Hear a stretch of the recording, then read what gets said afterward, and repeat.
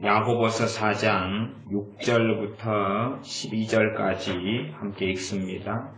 그러나 더욱 큰 은혜를 주시나니 그러므로 일렀으되 하나님이 교만한 자를 물리치시고 겸손한 자에게 은혜를 주신다 하였느니라. 그런즉 너희는 하나님께 순복할지어다. 마귀를 대적하라. 그리하면 너희를 피하리라. 하나님을 가까이 하라. 그리하면 너희를 가까이 하시리라. 죄인들아 손을 깨끗이 하라. 두 마음을 품은 자들아 마음을 성결케 하라. 슬퍼하며 애통하며 울지어다. 너희 웃음을 애통으로 너희 즐거움을 근심으로 바꿀지어다. 주 앞에서 낮추라. 그리하면 주께서 너희를 높이시리라. 형제들아 피차에 비방하지 말라.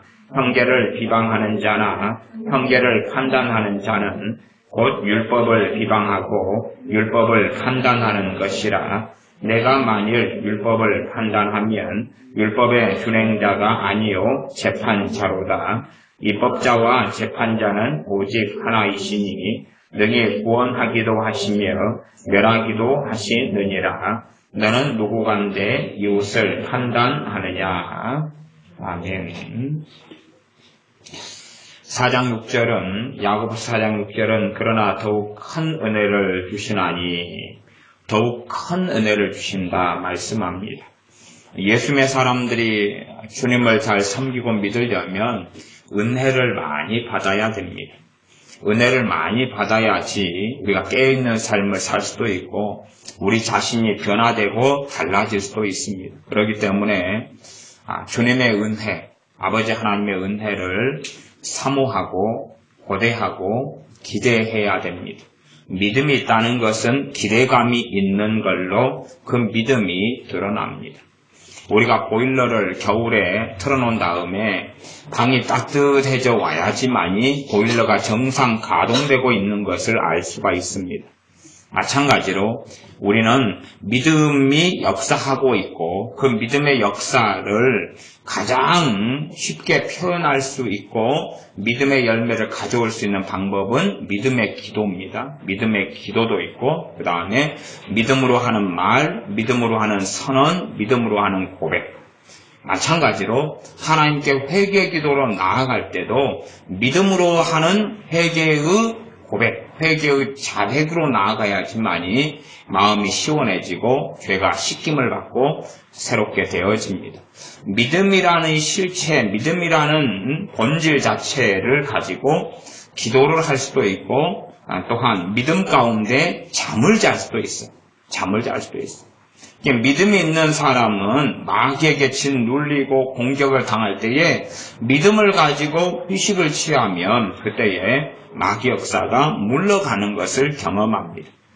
믿음이 없는 사람, 또 믿음이 약한 사람, 믿음이 있긴 있어도 믿음을 사용하지 않는 사람, 쓰지 않는 사람, 그런 사람은 믿음이 역사하지 않기 때문에 잠깐의 피곤과 지침 가운데 휴식을 취한다 할지라도 오히려 마귀에게 눌리고 공격당하는 그런 일도 일어납니다.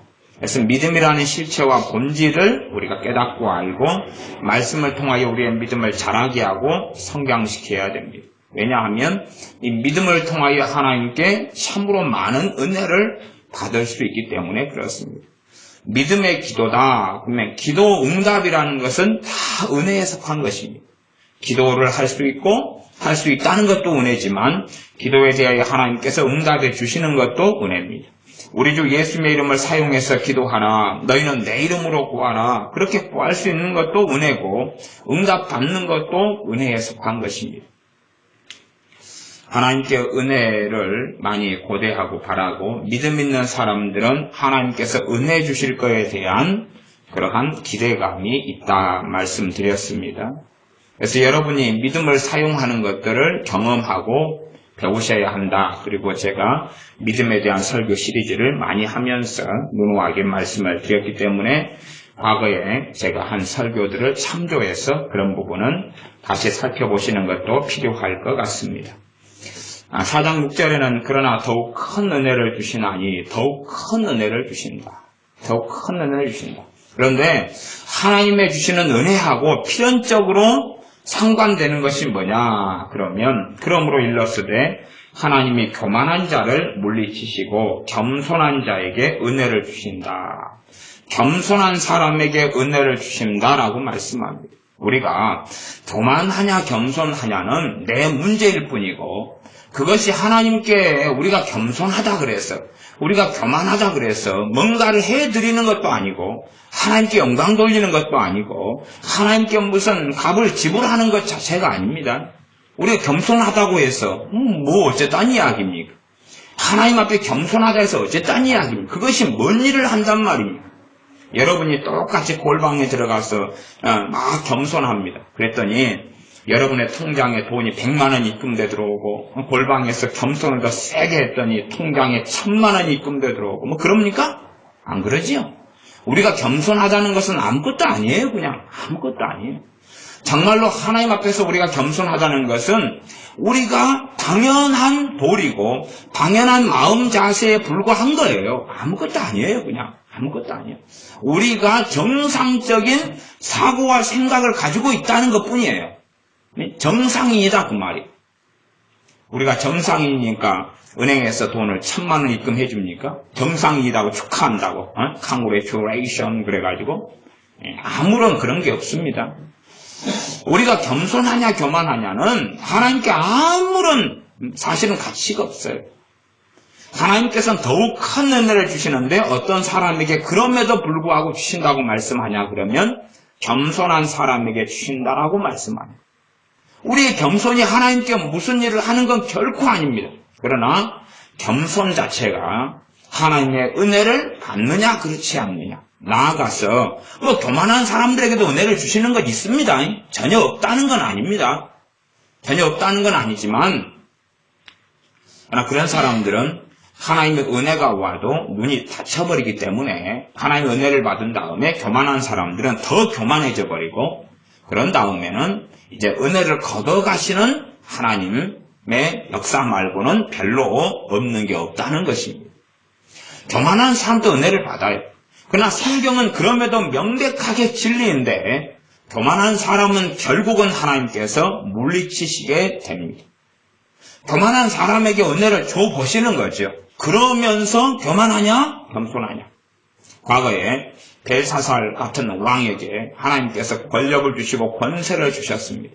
자기의 권세와 권력이 너무나 크니까 하나님 성전에 있는 기명들을 가져다가 술 마시고 흥청망청 하면서 온갖 우상들을 찬양하고 찬미했을 때에 하나님께서 메네메네 대결 우바르신 하나님께서 저울에 너를 달았는데 미달이다. 그러니 이제는 너를 정리하겠다. 그리고 심판해서 죽이셨습니다.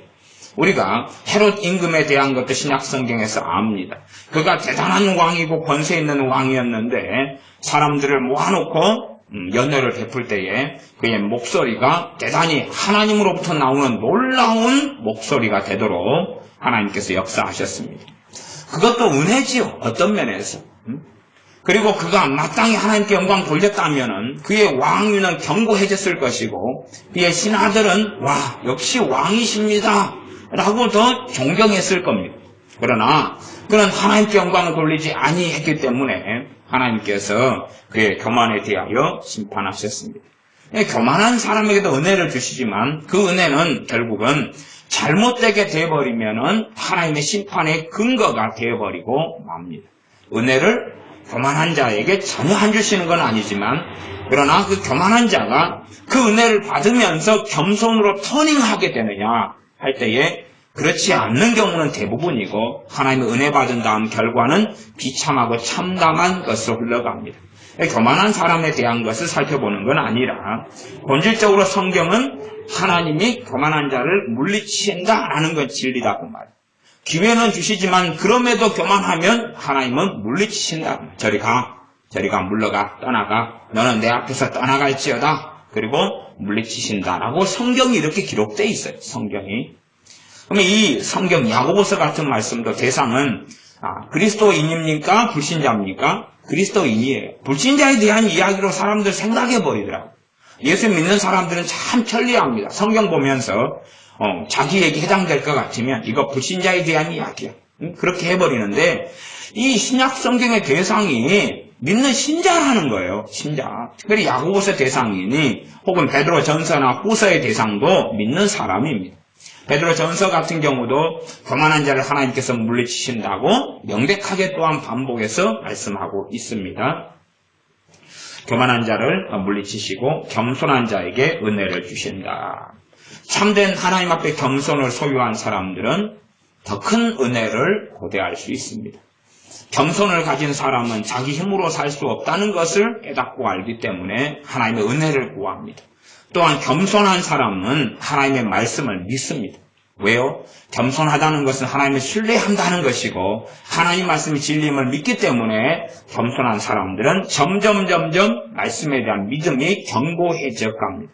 그러나 교만한 사람들은 자기의 판단, 자기의 지식, 자기의 지혜를 의지하고 보통 때 그냥 어쩌다가 찬양하고 예배드릴 때만 하나님을 조금은 인식을 하지만 평상시의 삶은 내가 주인으로 내가 내 마음대로 그냥 살아가는 평범한 삶을 살아갑니다. 내가 주인으로 살아가는 것 같이 가장 큰 교만의 증거는 없다. 그렇게도 말할 수 있습니다. 겸손한 자에게 은혜를 주신다. 겸손이 더욱 큰 은혜를 받는 비결이다. 그렇게 말씀합니다. 겸손이. 겸손한 사람이 결국은 지혜를 얻게 되고 겸손한 사람이 말씀을 얻게 되어집니다. 겸손한 사람은 무슨 일이 발생하면 특성이 그렇습니다. 자기를 돌아보아요. 자기를 돌아보아요. 내가 어떻게 성공하면 우리 연예인들이 진실인지 그렇지 않은지는 모르겠습니다. 연말에 연예인 시상을 하면 모든 연예인이 그런 건 아니지만 많은 연예인들이 이 영광을 누구에게 돌리겠습니까? 할 때에 엄마 이야기, 아빠 이야기, PD 이야기, 선배 이야기, 누구 이야기, 심지어 자기 집에 키우는 고양이한테도 고맙다고 영광을 돌린다고 여러 가지 이야기를 하지 않습니까? 어디까지 진실이고 진실한 마음에서 오는지는 몰라도 그런 마음을 가지는 것이 기본적인 겸손한 사람의 자세입니다. 정말 내가 어떤 것을 얻었으면 그것이 내 능력, 내 힘으로 얻었다고 생각하는 사람은 교만한 사람이에요. 이 교만한 사람은 잘 되면 자기가 잘나서 그렇고 못 되면 조상 탓, 부모 탓이고 그렇게 가는 거예요. 이게 교만한 사람의 전형적인 증상. 교만한 사람은 전형적으로 다른 사람을 탓하기를 좋아해요. 이 마음의 엔진이 만들어져 있습니다. 내가 교만을 10년 했다 그러면 교만으로 10년 살아온 동안에 이제 기관으로 이야기하고 엔진으로 이야기하면 뭔가에 나의 엔진이 만들어져 있어. 그리고 그 엔진이 계속 작용을 합니다. 기본적인 엔진은 똥 만지는 엔진. 그래서 똥을 계속 할 때마다 칙칙폭폭해서 똥을 만들어내는 거죠. 계속 만들어내. 뭔가에 안 좋은 엔진과 기관들이 만들어져. 이것이 이제 마귀의 사탄의 견고한 진이 되는 겁니다. 마귀를 떠나가고 물리친다 해서 이 견고한 진으로 만든 말하자면 비유하자면 엔진 같은 것은 없어지지 않아요. 마귀가 물러간다고 해결되는 일이 아니라 그런 말이에요. 많은 사람들은 마귀에 고통하는 사람들은 마귀가 역사하는 이 엔진 자체를 무너뜨려 깨뜨려야 되는데 교만한 가운데에서 우리가 만들어 온 엔진이다. 그러면 항상 다른 사람에게 책임을 전가하고 책임을 떠넘기는 이러한 훈련이 되어 있습니다. 자기 책임 회피, 정말로 반성하거나 정말 후회하거나 정말로 회개하거나 정말로 돌이키는 심성 자체가 없어요. 그걸 아무리 이야기해줘도 다시 조금 지나면 아니다. 그리고 이 문제, 이 실수, 이 잘못, 나의 허물, 나의 문제의 원인은 누구다. 내가 아니라 누구다. 또 100번 양보해서 나한테도 책임이 있다. 그런데 조금 있다. 조금 있고 저 사람한테 다 있다. 그러는 것입니다. 아까 있는데 동네 아주머니 둘이가 아주 대판 크게 싸우시더라고요. 싸우신 거 들었죠? 막 싸우시더라고요. 사정 이야기는 모르겠어요. 어쨌든 그러니까 네가 어쩌고 저쩌고 싫다 그러고 막 싸우고 막 이런 대판 싸우세요. 한 사람은 찾아와서 왜 나를 무시해, 나를 발시해, 왜 나를 업신여겨 그러고 이쪽에서 막 그러고 그렇게 싸웁니다. 어쨌든 누군가의 잘잘못이 있겠지요. 둘 다의 잘못이 있을 수도 있고, 동네 사람이 대판 막 싸워요. 근데 정말로 이제 그런 분의 싸움이나 우리의 삶이나 모양은 비슷하지요. 우리가 그런 싸움을 안 싸운다 그래도 정말로 무슨 문제, 무슨 일이 있을 때에 책임이 누구 책임이냐? 그래서 결혼관계 같은 경우도 상대방에게 책임을 자꾸 전가하는 사람하고 사는 것은 정말 고통스러운 일이에요. 내 잘못입니다라고 자기를 돌아보는 사람하고 삶을 계속의 부부로 살아가는 것은 해볼만 하고 서로 고쳐나가고 서로 책임을 지고 서로 변화돼 나가면 되니까. 그런데 일방적으로 야 네가 잘못해서 그렇잖아. 근데 쥐똥이도 구르면서 쥐똥이도 냄새 나면서 네가 잘못했고 네 책임이야 그런 사람하고는 사실은 계속 인생을 살고 한 부부로 한 이불을 덮고 산다는 것은 참 비참하고 고통스럽고 어려운 일이 됩니다. 그러니까 처음에 결혼하기 전부터 책임을 전가하는가 그렇지 않는가를 확인을 해야 돼요. 확인은 굉장히 어렵고 쉽지는 않습니다. 왜 쉽지 않다고 제가 말씀드리냐 그러면 이해관계가 대립이 돼야지만이 드러나는 거예요. 연애할 때는 이해관계가 얽히질 않아요. 이해관계. 서로 자존심 상하는 거, 서로 양보해야 되는 거, 두 사람의 주장 가운데 하나를 선택하고 하나를 버려야 되는 것, 이런 이해관계들이 충돌을 하는데 그 이해관계를, 센 이해관계를 충돌하는 걸 경험해야 돼요. 그런 다음에는 그 사람의 본성과 본질이 드러나는 거예요. 이런 큰 문제가 일어나서 충돌한 다음에는 대부분은 싸움은 일어날 수밖에 없어요. 그 다음에 이제 정말로 그 사람이 자기가 내 잘못이다. 자기가 잘못한 부분까지 최소화하는 것까지는 내 잘못이다라고 할 수 있는 사람이냐 아니면 계속하여서 네 잘못이라고 네 때문에 그렇다고 계속 공격하는 사람이냐 이런 거 확인한 다음에 그런 이해관계를 확인해야 되지 사랑에 빠져있다. 그래서 사랑만으로 된다. 그건 진짜 사랑은 아니에요. 환상 또한 보고 싶은 것 콩커풀이 씌어가지고 상대방을 왕자와 공주로 본 가운데서 사랑하는 것이니까 그때는 가짜 사랑이라고 그래요. 가짜 사랑. 그것도 사랑이긴 한데 그냥 사랑에 깊이 들어온 건 아니고 한 걸음 들어와서 감정적인 사랑에 취한 거예요. 책임지는 사랑이 아니라. 다 결혼생활 하는 사람들은 그런 것이 어떤 경우는 한 달, 어떤 경우는 1년, 어떤 경우는 2, 3년 지나다가 없어지는 것을 다 이야기합니다. 오래 가도 5년, 10년 가면 오래 가는 거죠. 그런 감정적인 사랑이야 금방 사라집니다. 왜냐하면 자꾸만 이해관계가 부딪히거든요. 한 달에 월급을 한 200만 원 번다 그러면은 이제 그 전에 결혼하기 전에 200만 원 번 사람 200만 원을 누구가 다 썼어요? 자기가 다 썼잖아요. 그런데 이제 결혼을 하게 되면 한편은 돈을 벌고 한쪽은 안 번다고 가정한다면 남편이 200만 원을 번다, 아내는 안 번다, 또 일찍 또 임신하게 됐고 이렇게 가정하자고요. 그러면 남자 입장에서 200만 원을 자기가 다 쓰다가 이제는 200만 원의 절반 이상을 아내를 위해서 내놔야 돼요. 최소한은 함께 사는 집이 자기 부모네 집에서 안 산다면 집을 얻었으니까 집에 대한 관리비부터 전기세, 수도세 내야 되니까 꽤 돈이 일단 들어가고 남은 돈으로 한 150만 원 남았다 그러면은 생활비로 일단 써야 돼. 그러나 자기 한 입 먹고 살 때하고 두 입 먹고 살 때가 틀리다 그 말이에요. 그러니까 자기가 한 달에 200만 원을 마음대로 쓰다가 이제 자기 부모 집에 살 테니까 결혼하기 전에는 그러다가 아파트나 뭐나 관리비 내놓고 또 아파트를 얻는데 빚을 내가지고 했다고 원금이나 이자를 갚아나가고 그리고 아내 생활비로 주면 자기는 쓸 수 있는 돈이 채 50만 원이나 그것도 안 될 수가 있어요. 기분 나빠요? 안 나빠요? 기분 나쁘죠.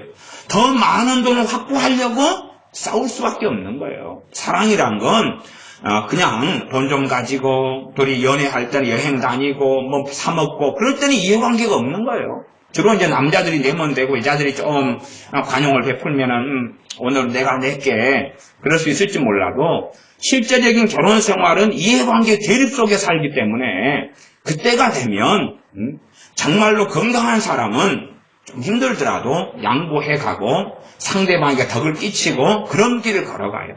그렇지 않은 사람은 그래도 돈 번 다음에 200만 원을 결혼한 다음에 자기가 다 써요. 다 쓰고 니는 네가 벌었어. 응? 니는 네가 벌었어. 그런 길을 걸어가요. 그러면 그런 경우의 사람하고는 사실은 살 수가 없죠. 살 수가 없어요. 그러니까 결혼하기 전에 그런 것을 확인을 지혜롭게 다 해야 돼요. 상대방의 본질이 드러나고 상대방의 진실이 드러나려면 이해관계의 대립, 이해관계가 대립될 만한 일들을 만들어내고 그걸 가지고 상대방을 시험을 해야 돼요. 시험을 해야 돼요. 성경에는 어떤 사람에게 일을 맡길 때 되면 주의 일, 하나님의 일과 관련됐다. 그럼 그 사람은 시험하라 그랬어요. 시험하라. 테스트하라. 시험 문제를 가지고 테스트하는 거죠. 하물며 결혼을 통해 상대방과 내가 함께 살아야 한다. 그러면 테스트를 안 하고 어떻게 하겠어요? 하나님의 일이야 뭐 하다가 극단적으로 이야기하면은 옮겨버리거나 안 하거나 안 시키거나 뭐 이렇게 갈 수 있지만 결혼이라는 것은 참 무거운 언약이기 때문에 쉽게 그냥 오늘 결혼했다가 3일 지난 다음에 그만뒀다가 이럴 수 있는 문제가 아니잖아요. 개인 간의 결합도 아니고 가족 간의 결합이 되어지고 한국 사회에서는 결혼이라는 것은 한 다음에 그 다음에 참 힘들고 어려우면 고통의 세월을 서로 간에 보내야 한다 그 말이죠. 그래서 이 겸손한 사람은 책임을 지려고 그래요. 책임을. 너무 과도하게 지는 것도 문제가 되지만 최소한은 그래도 자신의 이 겸손한 양심 속에서는 내 책임이요라고 해요. 내 책임이요. 그러나 교만한 사람은 일만 생겨 문제가 생기면 상대방한테 모함을 하고 그 다음 거짓을 하고 상대방에게 모든 책임을 전가하고 상대방에게 거짓말을 하고 위증을 해요. 간혹 가다가 이혼 소송하는 것을 경험을 합니다. 이혼 소송하는 것을 경험을 해보면 그것 때문에 상담하시는 분들도 있고 막 그런데 참 어려운 것은 결혼 생활을 5년 하다가 이제 이혼 소송에 들어갔는데 한쪽 편에서 온갖 거짓말을 하는 거예요. 모함을 하고 거짓말을 하는 거예요.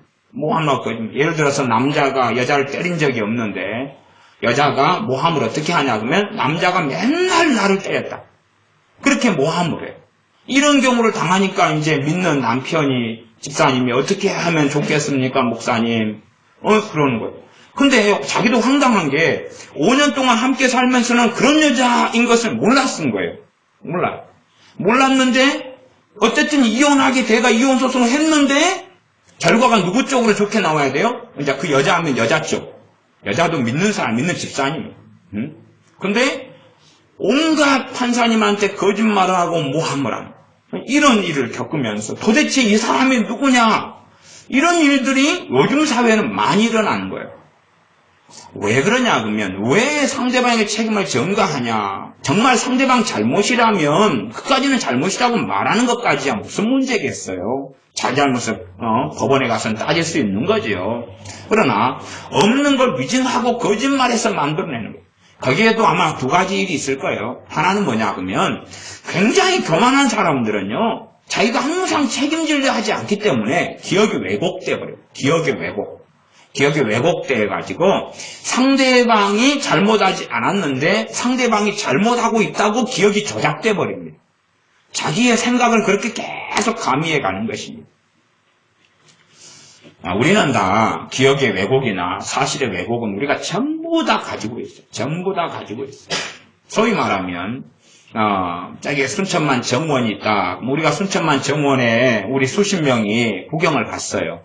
구경을 갔으면은 어떤 사람은 말할 거 아니에요. 아이고 지겹다.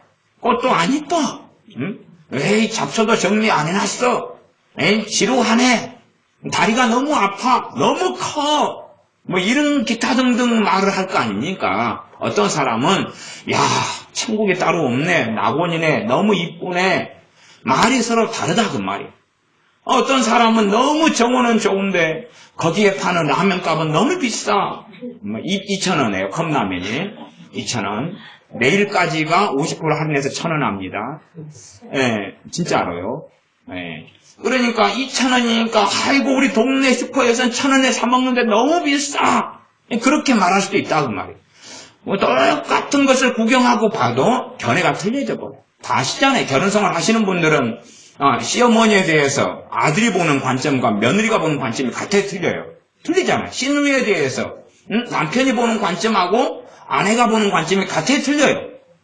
제가 아마 10명 중에 9쌍은 분명히 틀리다라고 저는 그렇게 확실하게 제가 말씀드립니다. 혹시 그게 안 틀린 10명 중에 9명 정도가 안 틀린다 그러면 우리 은혜 손에 장을 지지기 바랍니다. 제 손에 장 지지기는 그렇고 분명히 자기 가족에 대한 견해는 남편과 아내가 틀려요. 많이 틀리든지 조금 틀리든지 전문용어로 억수로 틀리든지 간에 틀려요. 근데 이 교만한 심성을 가지고 있는 사람, 교만이라는 게 특별한 게 아닙니다. 전에 교만은 특별한 게 아닙니다라고 제가 설교를 했는데 추천한 말씀란에 우리 전사님 오늘 올려놓으신 것 같아요. 오늘인가 어젠가. 근데 교만이라는 것이 어떻게 내가 있는가를 드러내냐 보면 책임을 지지 않으려고 그래요. 무책임한 삶을 살아가요. 책임을 전가를 해요. 책임 전가는 가장 일반적인 방법은 뭡니까? 원망이에요. 원망하는 사람은 하나님이 복을 안 주신다 그랬어요. 하나님께서 원망하는 사람은 진노하시며 진노가 그 위에 머물러 있다 그랬어요. 구약이나 신약이나 오늘 전서까지도. 그러니까 원망하는 사람은 하나님과 관계가 좋아져야 안 좋아져요? 안 좋아져요. 하나님과 관계가 계속 평형선을 그릴 수도 있어요. 원망을 가지고 있는 사람은. 생각해 보세요. 우리의 삶과 인생이 어려운데 하나님 저 사람 탓이에요. 환경 탓이에요. 해결해 주세요. 그러면 하나님께서 그래 네 말이 맞다 맞아 그리고 해결해 주실 것 같아요? 정말로 그럴까요? 하나님께 기도할 때는 정말로 내 인생과 내 삶이면 내 삶의 고난, 어려움, 서러움, 눈물이면 내가 하나님께 겸비하게 내가 책임을 통감하고 나아가야 하는 것이에요. 나아가야 돼요. 제가 결혼 생활을 통해서 고통을 겪는 많은 사람들에게도 그렇게 이야기합니다. 참 고통을 겪는 현재 진행형의 삶을 사는 경우는 또 객관적으로 피해자가 되는 사람의 경우는 상대방을 계속 원망을 해요. 계속 원망을 하면서 하나님 관계가 안 좋아져요. 왜 안 좋아져 갑니까? 하나님이 계시가 와서 결혼하라 그랬어요? 민주주의 국가에서 대통령이나 어디 권력자가 당신 그 남자 그 여자하고 결혼하지 않으면 사형에 처합니다. 교도소에 집어넣어버릴 거예요. 그랬나요? 자기가 선택한 결혼 아니에요. 그러면 정말로 그 결혼이 고통스럽다면 성령의 인도하심도 받지 않았고 육적으로 연애하고 살다가 선택했다 그 말 아니에요. 거기에서부터 하나님께 엎드려야 될 기본적인 근원적인 겸손함이 있는 거지. 어쩔 수 없는 결혼이었다는 게 말이 될 수 있는 게 아니잖아요. 그런데 사람들은 상대방을 너무 비난하다가 보니까 정말 결혼에 대한 책임이 상대방에게만 있는 것처럼 착각하더라 그 말이에요. 그러면서 그 사람이 잘못된 길을 걸어가 하나님과 관계가 좋지 않아요. 정말로 자기가 비난하는 상대방에 대한 비난이 다 옳고 자기는 무지하다 그러면 하나님과 관계는 큰 문제가 없을 거라 그렇게 생각할 수 있으나 그러나 쌈박질하는 부부들 같은 경우는 사실은 하나님 관계가 좋지 않다는 것은 명확하게 되어집니다. 그래서 4장 6절에는 하나님이 교만한 자를 물리치시고 겸손한 자에게 은혜를 주신다. 어떻게 내가 부부간의 다툼과 싸움 속에서도 때로는 다른 사람과의 다툼과 싸움 속에서도 겸손할 것인가? 하나님 보실 때 겸손할 것인가 하는 것을 꼭 살펴야 됩니다. 하나님 앞에서 겸손할 것인가? 그때 하나님께서는 각 사람에게 인생과 삶에 관여하시는 것입니다. 정말로 겸손한 사람, 하나님 앞에 겸손한 사람에게는 그 사람의 인생과 삶에 관여하셔서 은혜를 베풀어 주십니다. 무능한 자에게는 힘을 주시고 지혜 없는 자에게는 돌파할 수 있는 지혜를 주시고 나아가 후원한 사람이 없는 사람에게는 후원자를 붙여주시고 물질이 부족한 사람에게는 물질을 공급해 주시는 그런 하나님의 은혜가 각양각종의 은혜가 나타나게 되어집니다. 그러나 교만한 사람의 특성은 다른 사람을 자꾸 비난하고 비판합니다. 특별히 멀리 있는 사람을 비판하는 것 이전에 자기하고 관계가 엮인 사람들을 끊임없이 비판을 해요. 이게 교만의 특성입니다. 그래서 성경은 그렇게 이야기하죠. 4장 11절에는 형제들아 피차에 비방하지 말라. 서로 비방하지 말라. 누가요? 믿는 형제들이 비방을 하는 거예요. 예수님 믿는 사람들이 함께 교회 생활하면서 비방을 하는 삶을 살아요. 저 사람은 저렇다. 제가 사회법적으로 말씀해 드릴게요. 사회법적으로 어떤 사람이 정말 얼굴이 못생겼어요. 그래서 얼굴 점수로 10점이라고 합시다. 10점. 이건 진실한 사실이에요. 이 사람이 못생겼어요. 10점이에요. 근데 이 사람이 얼굴이 진짜 못생겼다. 그리고 진실을 이야기해도 그거에 대해서 법적으로 뭐가 걸리는 줄 아십니까? 뭐가 걸리죠? 그 사람을 인신을 모독한 것. 그 사람에 대하여 뭐라고 이야기하죠? 법적으로? 명예훼손. 예, 명예훼손이 들어갑니다. 이게 법적으로 명예훼손이 들어가요. 인격 모독인데 명예훼손이 들어가요. 이 사람이 정말로 성형외과, 성형의사가 볼 때에도 10점짜리 얼굴이에요. 그러니까 성형수술하는 의사가, 그런 의사가 10점짜리 얼굴아! 라고 이야기했는데, 그게 사실인데도 명예훼손이 들어가요. 법으로. 없는 걸 만들어내도 명예훼손인데, 있는 사실을 그대로 전파해도 명예훼손이에요. 세상 법이 그렇습니다. 그런 것은 당연히 하나님의 법도 엄정하기 때문에 그런 부분이 있다는 걸 아셔야 돼요. 있는 사실을 나는 그대로 이야기했는데 뭐가 문제란 말이냐. 정말로 있는 사실이라는 보장도 하긴 어렵고, 실상 왜 많은 우리의 대화는 추측에 근거하잖아요. 많은 우리의 대화는 직접 내가 눈으로 본 게 아니라 이런 거 아니까 저런 거 아니까 혼자 생각을 해요. 생각을 해가지고 자꾸만 그 생각을 맞는 방향으로 증거를 모아요. 그 생각이 옳다는 스타일에서 증거를 자꾸 모아요. 그래가지고 이제 전파를 하기 시작해요. 정말로 옳은 사실을 이야기해도 이게 뭐가 되냐 그러면 죄가 되는 거예요. 하나님의 법에, 세상 법만이 아니라 하나님의 법에는 더 명백하게 걸려 들어가요. 세상 법보다 하나님의 법의 기준은 훨씬 더 높다는 사실입니다. 형제들아 피차에 서로 비방하지 말라. 형제를 비방하는 자나 형제를 판단하는 자는, 비방하고 판단을 두 개로 구분했죠. 비방은 막 헐뜯는 거고, 판단은 혼자 궁시렁대거나 혼자 마음에서 일어나는 일까지 포함하지요. 아니면 그냥 집 안에서, 남편과 아내 사이에서 궁시렁까지도 할 수 있지만, 그래서 이것이 비방하고 판단이 정확히 나누어지지 않지만, 일단은 판단하는 것은 자기의 영역에서 몰래 숨어서 혼자 뱃속에서까지라고 생각할 수 있고, 비방은 대놓고 이제 상대방에 대하여 이렇게 공격적인 언사를 하는 것이지요. 형제를 비방하는 자나 판단하는 자는 곧 율법을 비방하고 율법을 판단하는 것이라. 그러면 율법은 하나님의 법이고 하나님 말씀은 율법이라 그럽니다. 특별히 구약에 있는 하나님 말씀은 율법이라 그러는데, 율법은 하나님으로부터 주어진 건데 하나님이 하신 하나님의 말씀을 판단하고 비방하는 죄다 그래 버려요. 그러면 그건 보통 교만입니까? 보통 교만이 아닙니까?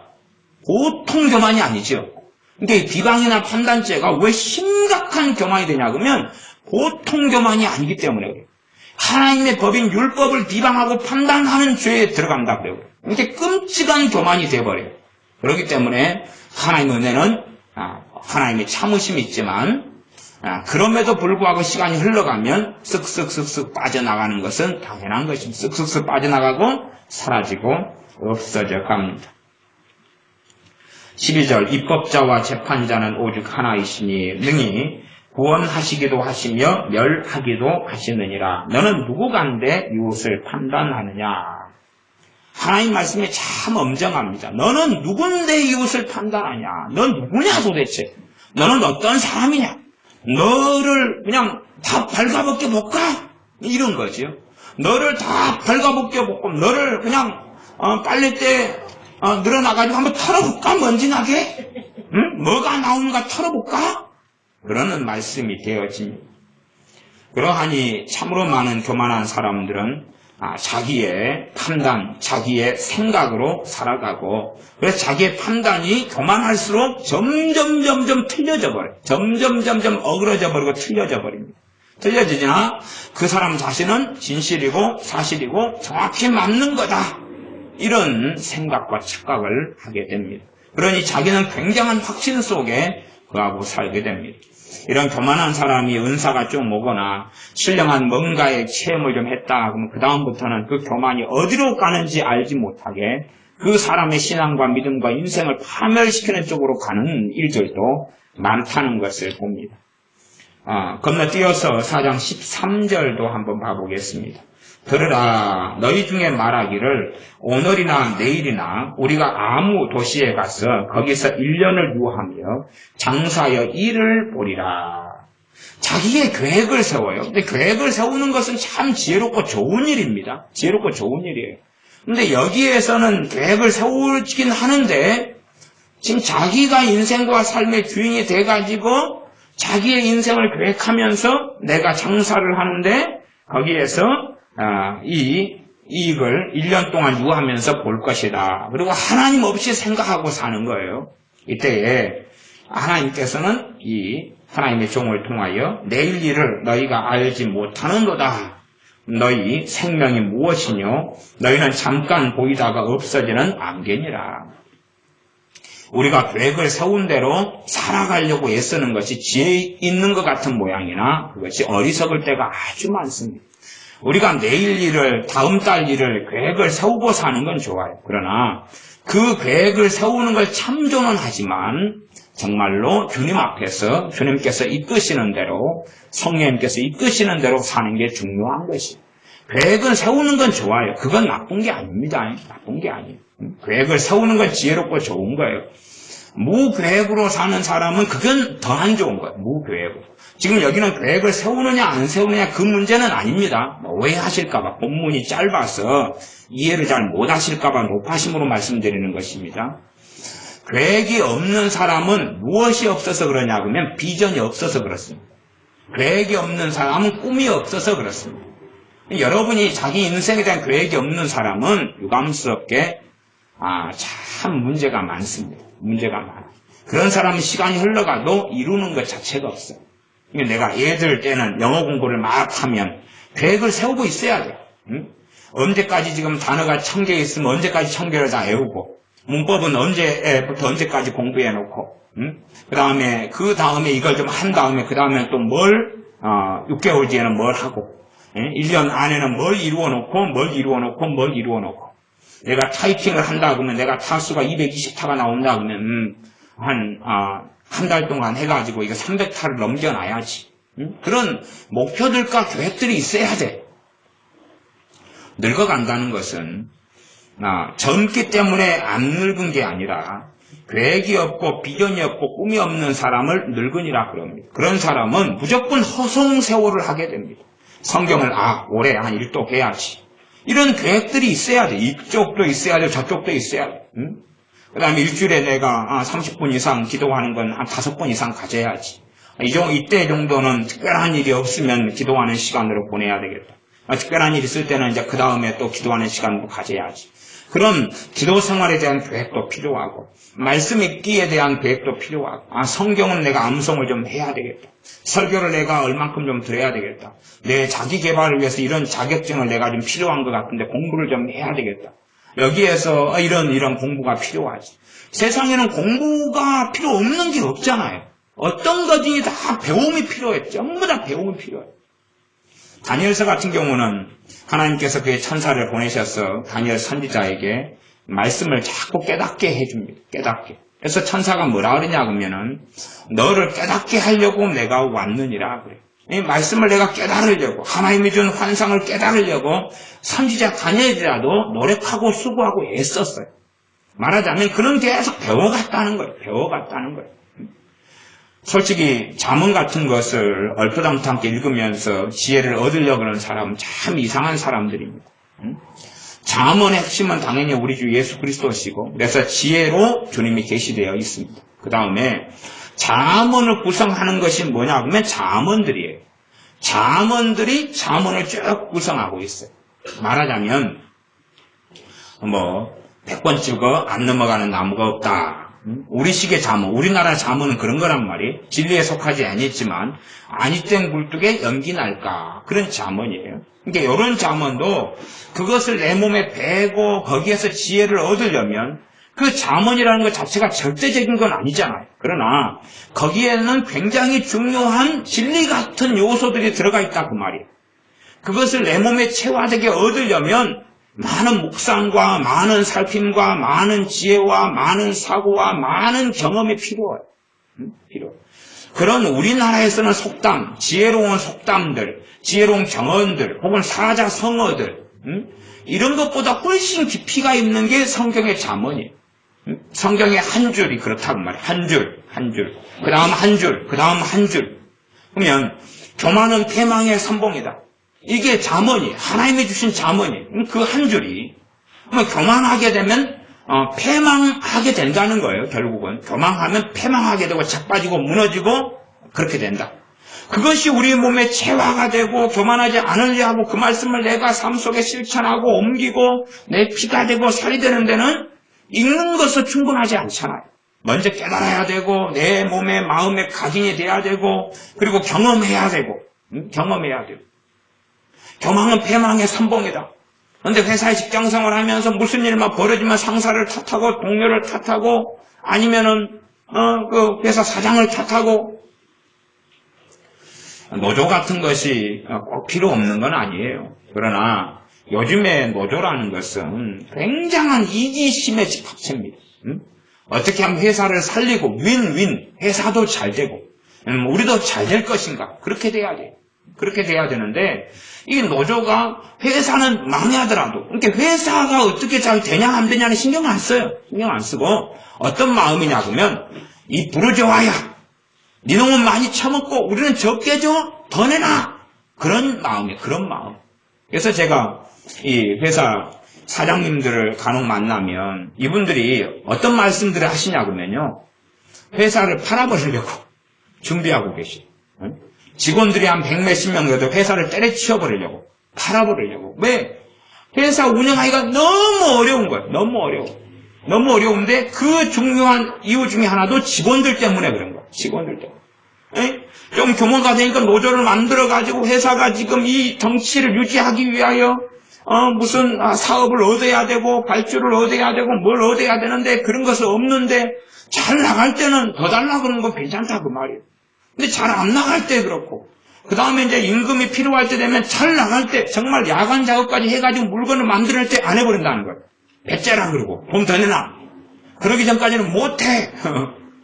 약점을 가지고 공격을 한다는 거예요. 뭐 이런 것부터 시작해가지고 그래서 정말로 이게 못해 처먹겠다 그리고 이야기를 하시는 거예요.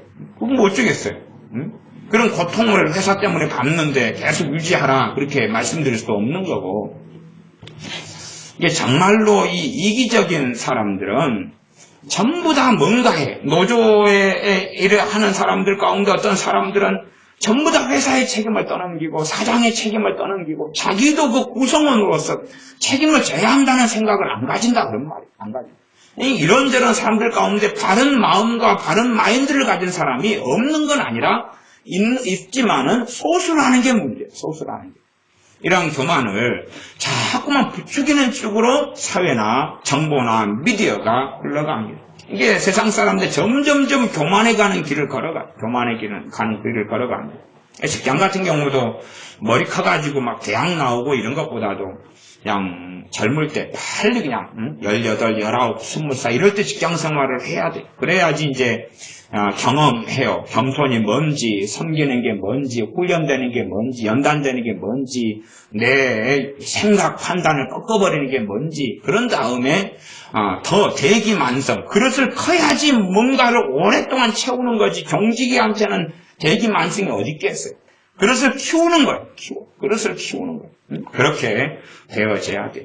그래서 책망 같은 건 참 달게 들을 수 있는 사람이 돼야지만이 그 사람은 하나님께서 복과 은혜를 주는 사람이 됩니다. 책망을 들었는데 네가 뭔데? 그렇게 떠가지고 갖지 않고 기분 나쁘고 성질 난다는 식으로 이야기해버리면 하나님이 그걸 다 보시는 거예요. 그 사람 인생과 삶의 복과 은혜를 하나님이 주시는 게 아니라 물리치신다고 성경 기록된 성경. 때로는 우리가 누군가 책망을 들을 때에 그 사람이 권위자고 내가 보기에는 내가 억울하다. 그래도 겸비하게 들을 때에 하나님은 그에게 갚아주시며 그럴 때에 가장 큰 복과 은혜가 임하는 그런 인생과 삶도 되는 거예요. 왜? 하나님 보시니까. 하나님 보셔서 그 억울한 것에 대하여 하나님의 은혜를 주시니까. 그러나 자기는 억울하다고 생각했는데 억울한 게 아니면 어떻게 할 거예요? 억울한 게 아니면. 그런 것이 교만이다 그 말. 그러니까 억울합니다. 이것도 사실은 하나님 앞에서 살지 않기 때문에 생기는 거예요. 이게 열매가. 하나 이것도 저는 그렇게 설명합니다. 교만의 하나의 열매다. 교만의 하나의 열매다. 교만이라는 건 정말로 많고 다양한 얼굴들과 열매들을 가지고 있습니다. 그래서 잠언 같은 경우도 제가 앞에 말씀드렸다시피 그런 한 절 한 절을 깊이 있게 묵상하고 상고해야 돼. 깊이 있게 묵상해야 돼. 사자성어나 격언이나 속담보다 더 위대한 하나님께 주시는 잠언이기 때문에 쉽게 그 베일을 벗겨내지 않아. 쉽게 그 잠언에 있는 오묘하고 깊이 있는 것이 쉽게 드러나지 않아. 그 다음에 내 몸매, 내 인생과 삶에 각인이 돼야지만이 정말로 좋은 열매를 맺어요. 어떤 면에서는요, 이 세상의 경언이나 이 세상의 사자성어보다 깊이가 없게 여겨지는 하나님의 잠언들도 많이 있어요. 간단한 거. 보증 서지 말라. 간단해요. 깊이가 있어요, 없어요? 없지요. 그러나 그건 진리예요. 그래서 보증을 서게 되면 너 있는, 말하자면 그냥 단순하게 이야기하면 네가 거지가 돼서 나앉을 것이다. 보증을 혹시 선 사람은 정말로 사냥꾼이 그 새가 사냥꾼의 올무에서 벗어나는 것처럼 조심히 빨리 신속하게 벗어나라. 그렇게 말씀하는 거예요. 그러니까 그런 잠언을 딱 가지면 특별히 대단히 지혜로워지진 않아요. 그러나 삶의 파멸들을 막을 수가 있어요. 삶의 벼랑 끝을 막을 수가 있는 거예요. 하나님의 명령에 순종하는 게 중요한 거예요. 그런 말씀을 갖다가 이웃 사랑이라는 거에서 말씀을 뒤집어 엎어버리면 구약에서부터 하나님은 형제 사랑, 하나님은 하나님 사랑, 이웃 사랑을 계속 말씀했고 하나님 사랑과 이웃 사랑이 온 율법과 선지의 강령이라고 말씀했어요. 그런 가운데서 보증 서지 말아라고 말씀한 거예요. 보증은 누구에 대한 보증이겠습니까? 형제나 가족이나 이웃에 대한 보증이죠. 아는 사람에 대한 보증이죠. 그리고 보증을 안 서주면 상대방은 뭐라 그러겠습니까? 사랑이 없다 그러겠죠. 이기적이다 그러겠죠. 나쁘다 그러겠죠. 그러나 그것은 사랑이 없는 게 아니라 그것은 하나님을 사랑하는 거예요. 왜요? 하나님께서 말씀하셨고 그게 순종하는 거기 때문에 그렇다고 말이에요. 하나님 사랑과 이웃 사랑이 부딪힐 때는 굉장히 많아요. 그러면 무엇을 선택해야 되죠? 하나님 사랑을 선택하는 거예요. 하나님 말씀에 하나님 계명에 순종하는 것이 하나님 사랑인 거예요. 그렇게 하지 않고 사람을 이웃을 사랑하는 쪽에 하나님 사랑을 제외하고 흘러가 버리고 만다면 그것도 참으로 어리석은 삶이 되어집니다. 자 이제 7절 야고보서 4장 7절입니다. 그런즉 너희는 하나님께 순복할지어다. 하나님께 순복하라. 하나님께 순복하라. 그 말은 순종하라 혹은 복종하다 같은 말입니다. 순종, 그다음에 복종, 순복 같은 말이에요. 하나님께 순복할지어다. 하나님께 순종해라. 지금 앞에는 지금 겸손하라, 교만하지 말라, 그러면 순복하라 그러죠. 이 같은 흐름이에요. 같은 흐름. 정말로 겸손한 것은 하나님 말씀 앞에 예하고 엎드리는 거거든요. 하나님 말씀에 예하고 그 말씀을 정말 겸허하게 받아들이는 거예요. 이것이 순종, 복종의 기본인 거예요. 하나님 말씀에 내가 받아들이고 싶은 것은 좋아요, 싫어하는 것은 안 좋아요, 그러는 게 아니라고 말이에요. 이게 사람들은요, 이 성경 66권을 골고루 먹거나 보려고 사실은 잘 안 합니다. 안 하고, 저도 설교를 해보면 제 설교에서 사람들이 재고 많이 보고 들으시는 설교가 두 종류의 설교입니다. 하나는 마귀. 이게 아마 이 시대가 마귀에 고통당하는 분들이 굉장히 많으셔요. 굉장히 많으시기 때문에 마귀에 대해서 이 마귀를 쫓아내는 거에 대해서 누가 알고 계시나, 그리고 많은 여기저기 찾으니까 마귀에 대한 설교 이런 것은 조회수가 2만도 넘게 나오고 1만 넘고 2만 넘는 것도 많이 있어요. 마귀에 대한 설교. 그만큼 이제 마귀의 고통을 본인이 당하니까 그렇죠. 현실적인 문제니까 그러셔요. 그 다음에 또 하나는 기도. 기도가 그만큼 어려우니까 기도에 대한 설교들, 기도에 대한 가르침들 찾아가지고 많이 다니시니까 기도에 대한 설교들도 매천에서 이런 것들이 많아요. 그 유튜브에 올라가 있는 설교가 아마 이거저거 빼고 나면 2,500편 정도 될 것 같아요. 2,500편. 그러니까 그 어떤 거 조회수가 1 나오는 게 있어요. 1도 있고 2도 있어요. 조회수 0도 있습니다. 네. 그러니까 그런 것은 이제 역사의 뒤안길로 사라져버려요. 그래가지고 이 카페 말고는 설교를 찾을 수가 없어요.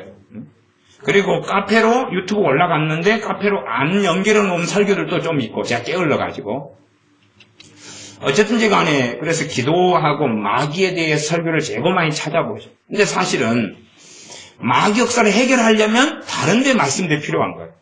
다른 데 말씀들이 필요한 거예요. 기도를 잘 하려면 다른 데 말씀들이 필요한 거예요. 생각해 보세요. 성령님으로 기도하라 그랬어요. 그러면 기도 생활을 누가 도우셔야지 효과 있고 좋은 쉬운 기도 생활을 하죠. 성령님이 도우셔야 되죠. 성령님이 도우시는 기도 생활을 하려면 뭐 해야 되죠? 겸손해야 되죠. 그럴 거 아니에요. 겸손해야 될 거 아니에요. 그러니까 이 겸손에 대한 설교를 했다. 그러면 겸손에 대한 설교를 들어야지. 그것이 봐보세요. 마격사가 아무리 막 강하게 마격사예요. 그러면 떠나가라 물러가라. 그래도 안 물러갈 땐 너무 많아요. 그런데 떠나가라도 안 물러가는데 겸손한 자에게는 더욱 큰 은혜를 주시는 하나님의 은혜가 임해가지고 성령 충만도 받고 회개도 터지고 그러면서 마격사 쉽게 물러가요. 이게 다른 말씀들이 사실은 그걸 해결하는 데 필요한 거예요. 본문을 가지고 마귀역사 어떻게 공격하고 어떤 증상이 있고 그다음 기본적으로 본문 속에서 어떻게 마귀역사를 물리쳐야 됩니다. 설명하지만 그 본문이 아닌 다른 본문들은 사실은 그 모든 성경 66권이 하나로 연결되어 있는 거예요. 다른 주제들이 오히려 내가 관심 없는 주제, 내가 편식하고 있는 주제, 내가 아무런 의미를 못 느끼는 것들이 오히려 실제로 내가 해결해야 될 문제의 정답이 되는 경우가 성경으로는 아주 많은 거예요. 그러니까 사람들은 계속 해결책을 찾지만 그러나 그것은 아주 쉽고 단순하고 버튼 하나만 누르면 되는 해결책을 원합니다. 성경은 66권이 다 필요해. 물론 66권을 다 읽을 수 있고 다 깨달을 수 있다는 건 아니에요. 그러나 한순간에 이제 태어난 1년밖에 안 된 애가 80살까지 살 텐데 80년 동안 먹을 음식을 1년만 다 먹지는 않잖아요. 그죠? 이게 조금씩 먹어가는 거예요. 하루에 3끼, 2끼, 다이어트 할 때는 또 풀만 먹는 또 1끼, 2끼 그렇게 하면서 먹어가는 거죠. 그러지만 사명감을 가지고 100년 동안 먹어야 될 쌀을 갖다가 올해 1년 동안 다 먹어버려야 되겠다. 그러면 엄마 아빠가 허리가 그냥 꽉 쫄려가지고 너무 많이 먹으니까 안 돼. 하루에 몇 끼씩 먹겠어요. 100년간 먹어야지 1년에 다 먹어버리면 하루에 300끼? 300끼? 그럴 거 아니에요. 곱하기 10이니까 100이니까 100. 하나님을 그 다음에 볼까요? 말씀에 7절이다 그랬죠. 야고보 4장 7절 그런 정도이나 하나님께 순복할지어다. 그래서 이 순복하는 것, 순복하는 게 말씀을 내가 정말 온유한 심령이 되어서 하나님 말씀을 받아들이는 거예요. 이게 순복의 기본. 이게 절반이에요. 절반이고 이 말씀을 받아들여가지고 이 말씀을 실천하는 거예요. 그러나 실천하기 위해서는 사실은 뭐가 필요합니까? 내 의지력이나 내 힘이나 내 작정이나 결심이 아니라 하나님의 은혜가 필요한 거예요. 하나님의 은혜가 필요한 거예요. 그런 의미에서 저는 하나님께 순복할지어다 이것을 다 말씀을 실천해라 이런 순복까지는 저는 사실은 보지 않아요. 보지 않고 말씀을 정말로 겸손하고 온유한 마음으로 하나님 말씀을 아멘하고 받아들이는 거죠. 물론 해석상에 이제 다양성이 있는 본문도 있고 혹은 해석이 어려운 본문도 있습니다. 그러나 최소한 내가 알아먹고 깨닫는 것은 온유한 마음으로 아멘하고 받아들이는 거예요. 사실은 말씀을 내가 정말로 기쁨으로 온유하게 받아들일 때에 받아들인 것 자체만으로도 회개가 일어나고 받아들인 것 자체만으로도 마귀 역사가 약해지고 떠나가는 사람들 저는 참 많이 알고 있습니다. 말씀만 잘 온유함으로 받아들이면 회개가 돼버리는 것하고 똑같은 일들이 사실은 많이 벌어져요. 사람들은 말씀을 듣는 것 따로 회개하는 것 따로 말씀을 듣는 것 따로 마귀 쫓아내는 것 따로 그러려고 그래요. 그러나 그 사람들은 사실은 뭔가를 잘 모르기 때문에 그렇다라고 저는 봅니다. 너희는 하나님께 순복할지어다. 마귀를 대적하라. 그리하면 너희를 피하리라. 마귀를 물리쳐라. 대적하라. 그럼 피할 것이다. 그래서 마귀를 물리치는 것은 기본적으로요, 자기에게 해당되는 것입니다. 자기에게 해당되는 거예요, 자기에게. 자기에게 해당되지. 예를 들어서, 저기 지구 반대편에 있는 아프리카 애가 마귀에게 막 사로잡혔다. 그러면 내가 아프리카 반대편에서 마귀가 떠나가라 그러면 거기서 마귀가 떠나가지 피할 거 아니에요? 사실은 그 거짓말입니다. 근데 피한다고 칩시다. 피해가 나한테 와요. 아니, 마귀를 대적하라면 피한다 그 말은 관점이 어느 관점이에요? 자기 관점이잖아요. 내가 여기서 대적하면 여기서 아이고 무서워, 아이고 괴로워, 그리고 떠나는 걸 이야기하는 거죠. 그러지. 내가 중보기도를 누굴 위해 사니까 막 기도를 하니까 거기서 마귀가 확 피해버리면 어디에 가겠어요? 내 자식한테, 내 부모한테, 나한테. 덮었을 거 아니에요. 어디로 갈 거예요? 피한다고 그랬는데. 피하려면 당연하게 상식대로 그것만 좀 하는 사람은 이해해야 돼요. 나한테 좀 공격하는 걸 니 가. 그래서 피하는 상황이지. 저 사람한테 역사하는 걸 니 가. 그러면 그거 피하는 거겠어요? 피하면 딴 사람한테 가야지. 나한테서 딴 데로 가야 되는 거예요. 이게 기본적인 겁니다. 나아가서 이제 마귀를 쫓아내는 축사사역을 하는 경우는 그 사람에게서 니 떠나가 그럴 때 문제의 당사자가 돕는 귀신을 쫓아내는 이런 사역으로 섬기는 주의 종이나 그런 사람들, 은사를 가진 사람들이 도우니까 이게 당사자가 그냥 같이 돼가지고 떠나가라 해서 떠나갈 수도 있어요. 그러나 실제적으로 마귀를 쫓아내는 사역은 제가 누누하게 설명드렸던 것처럼 돕는 사역이기 때문에 당사자가 최고로 좋은 것은 자기도 대항하고 싸워야 돼요. 자기가 대항하고 싸우면서 그 다음에 도와달라 그러는 게 맞는 거예요. 우리 집에 냉장고가 예를 들어서 한 1000리터짜리가 있는데 이사 가려고 그래요. 그런데 냉장고를 친구를 불러가지고 친구 둘이를 불렀어. 야, 너그 둘이 이거 옮겨. 너는 뭐하고? 나는 커피나 마시고 너희들 잘 옮기는 거 감독해야지. 그러면 친구들이 기분 나빠서 그냥 가버릴 거예요. 그치요? 내가 막 끙끙대고 내가 옮길 준비를 하고 내가 힘을 쥐고 많이 써야 되죠. 얍삽한 인간은 친구 불러가 이사하면서 가벼운 쪽을 들어요. 냉장고도 엔진 있는 쪽이 무겁잖아요. 또 위쪽 아래쪽 가운데 힘든 쪽이 있는 거예요. 계단을 오르락내리락 할 때도. 근데 얍삽한 애는 지 이삿짐인데 지가 제일 가벼운 거 들고 돌아다녀요. 그리고 이제 제일 무거운 거 허리 부러져 버리라고 친구들 시키고 이웃 시키고 그러는 거죠. 그 얍삽한 인간들이죠. 그러나 영적인 세계에서는 귀신을 쫓아내는 것은 하나님의 권능으로 사실은 하는 거예요. 성령의 권능, 하나님의 권능으로 하기 때문에 얍삽하고 잘못된 방향에서는 이 하나님의 권능, 성령의 권능이 역사를 안 해요. 역사를 안 해요.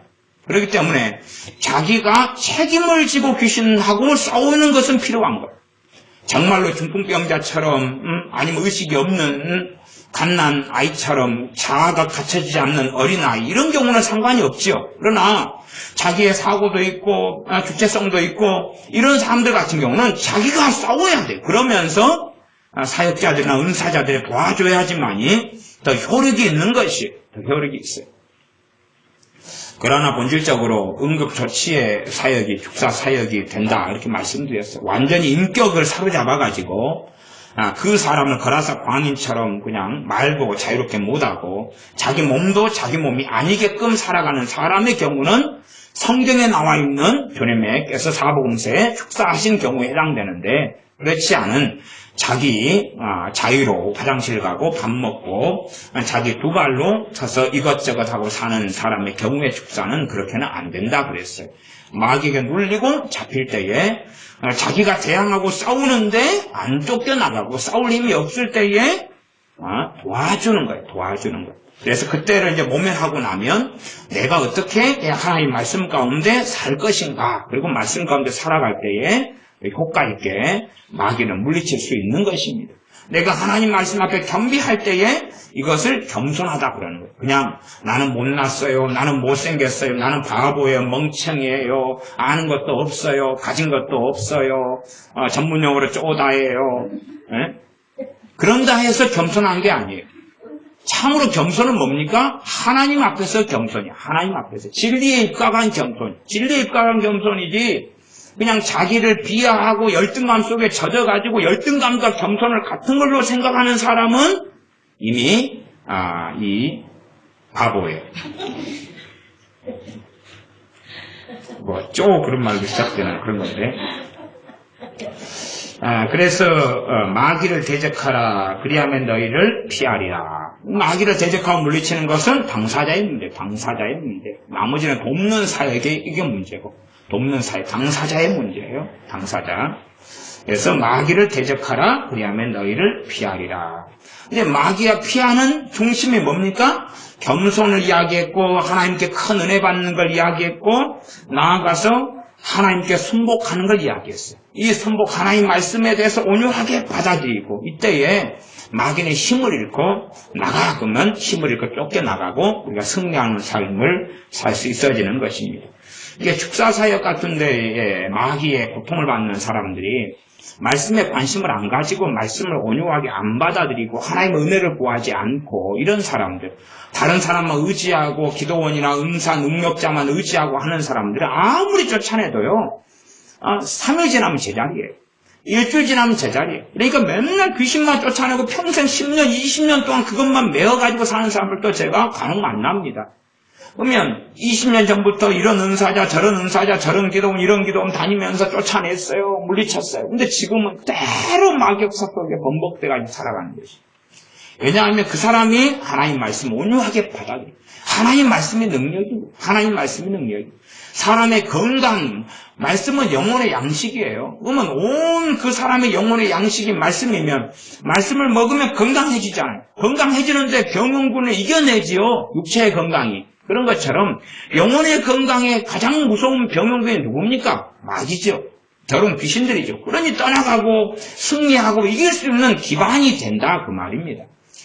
세상 병원에서도 수술을 받을 때 되면은 이 사람이 수술을 할 만한 건강이 있는가 체크하고 건강에 대해서 보호를 한 다음에 수술을 합니다. 마찬가지로 우리가 강건하고 건강하게 되어져야지만이 마귀를 물리치고 이길 수 있는 것이니까 함께 이게 가는 이야기입니다. 8절입니다. 하나님을 가까이 하라. 그리하면 너희를 가까이 하시리라. 하나님을 가까이 하라는 것입니다. 때마다 기도하고 찬양하고 의지하고 하나님 말씀을 가까이 하는 게 하나님을 가까이 하는 거고 이렇게 가까이 할 때에 하나님 가까이 해주신다는 것입니다. 우리가 기도하는 것, 찬양하는 것 하나님께 무슨 일을 하는 게 아닙니다. 그러나 우리가 하나님을 가까이 하는 그 걸음에 우리가 가까이 하려고 애를 쓴다 해서 어떤 경우는 결과적으로 가까워지는 경우도 있겠지만 어떤 경우는 전혀 가까워지지 않을 수도 있어요. 우리 혼자 붙이고 장붙이는 것일 수도 있어요. 그러나 하나님은 진실을 보시기 때문에 그 사람의 진심을 확인하시고 그 사람의 마음을 확인하고 감찰하시기 때문에 우리가 가까워지려는 그 노력을 하는데 가까워지지 않을 때에 하나님께서 가까이 오신다. 그런 말. 하나님이 가까이 오신다는 이야기. 우리가 한 걸음 나아가고 하나님이 5걸음 오시고 이것도 좋지만은 우리가 가까이 나아가려 그러는데 안 되고 한 걸음도 떼지 못한 그 걸음에 하나님께서 10걸음, 100걸음을 가까이 해주시고 나와 주시는 것입니다. 우리의 마음, 우리의 심령을 그래서 우리가 책임을 전가하고 환경에 떠넘기고 될 대로 되라 그러고 생각도 없고 장래에 대한 목적도 없고 목표도 없고 기대감도 없고 기도도 없고 그러면서 방임하고 살아갈 때에 하나님께서 가까이 해주시는 것은 결코 아닙니다.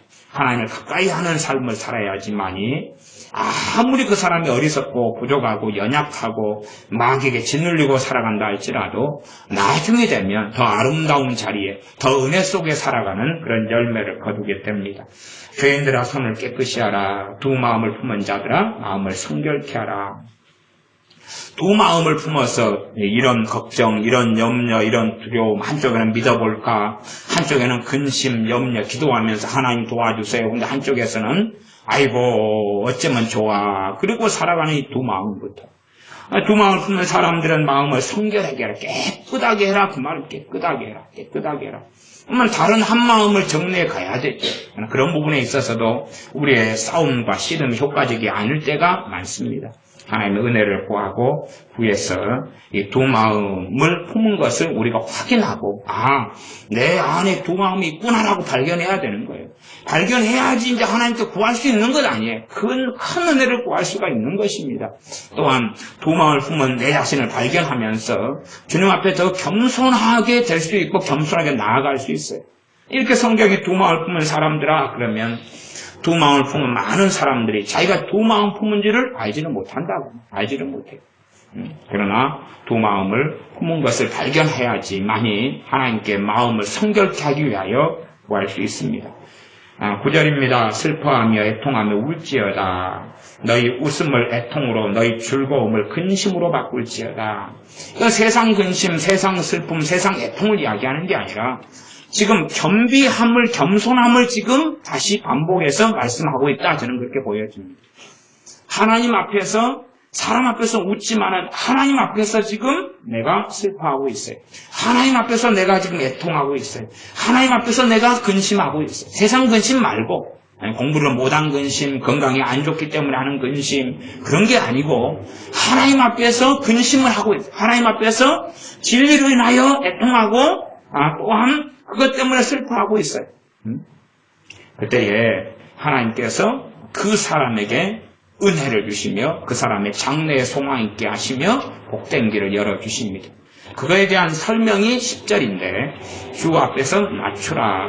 이 낮추는 모양과 모습, 낮추는 것에 대한 자세한 설명이 4장 9절인 거예요. 주 앞에 낮추라 하는 거, 어떻게 낮출 것인가 하는 거, 어떻게 낮출 것인가. 주님 앞에서 슬퍼하고 애통하고 우는 거예요. 우는 거예요.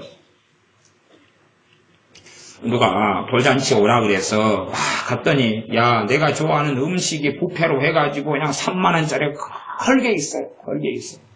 그런데 내 인생과 삶에 해결해야 될 것, 하나님의 은혜 받아야 될 게 있어요.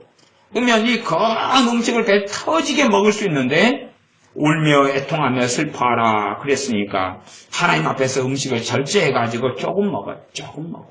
그 좋은 자리에 가서 어차피 값은 치루어진 것 마음대로 먹을 수 있는데 제가 예를 들어 설명하자면 그런 것입니다.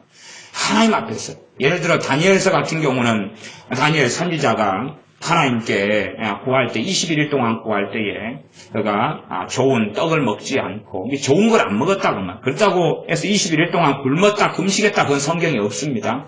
좋은 떡을 먹지 않고 좋은 음식들을 먹지 않고 이런 것을 이야기해요. 이것이 하나님 앞에서 낮추는 것이고 슬퍼하며 애통하며 울지어다 하는 것을 다니엘 선지자가 이미 다니엘서에서 우리에게 모델 샘플로 보여준 것이기도 합니다. 때에 따라서 그는 베옷을 입었고 흙에 앉아서 재를 머리에 뒤집어 썼고 금식할 때도 있었습니다. 그렇게 여러 모양과 상황으로 울며 애통하며 울고 슬퍼하고 웃음을 애통으로 즐거움을 근심으로 바꿀 수 있습니다. 그것이 주님 앞에 낮추는 것이고 그리하면 주께서 너희를 높이시리라. 참 놀라운 복된 말씀을 우리는 가지고 있습니다. 어떤 삶 속에 우리가 정말로 그 문제를 열어가고 풀어나가는 놀라운 비결이 뭐냐? 주님 앞에 낮추는 거다 그 말이에요. 그러면 주님께서 높이신다 말씀하시는 거예요. 거꾸로 그렇게 말할 수 있습니다. 우리가 인생과 삶 속에 비통함, 비천함, 어려움, 절망, 여러 가지 모양 속에서 살아갈 때에 주님께서 우리를 높이지 않는다. 그러면 거꾸로 어떻게 말할 수 있습니까? 우리가 주님 앞에서 낮추지 않구나. 낮추는 삶을 안 사는구나. 라고 말할 수 있다는 사실입니다. 기도하겠습니다. 아버지 하나님, 주님 앞에서 낮추어서 주님께서 높여주시는 그러한 삶을 보게 하시며 높여주실 때에 하나님께 돌려드려야 될 영광을 돌려드리며 감사함에 찬미하며 높여주실 때에 더 낮아지며 겸비한 사람이 되게 하여 주시옵소서. 정말로 놀라운 말씀으로 너희 슬퍼하며 애통하며 울지어다 말씀하셨사오매 이것이 무엇인지 우리가 채우라며 체험하며 경험하며 말씀을 실천하여 이 말씀이 무슨 말씀인지를 알게 도와주셔서 우리 인생과 삶 속에 하나님이 주시는 큰 은혜들을 가득히 누리며 살게 하여 주시옵소서. 예수님의 이름으로 기도하옵나이다. 아멘. 기도하겠습니다.